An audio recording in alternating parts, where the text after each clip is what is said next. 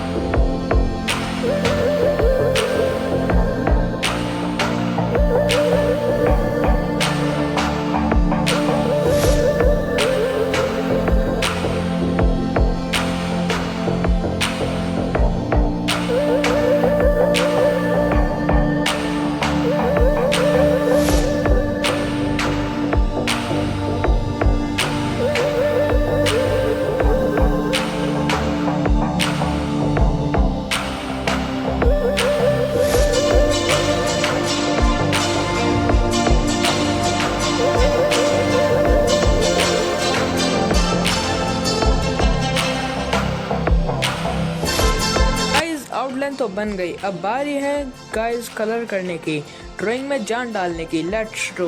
So guys, जो मैं use करने वाला हूँ वो कलर है ये अल्कोहल मार्कर, और इसमें है टोटल 12 शेड्स। ये हैं alcohol based dual tip markers.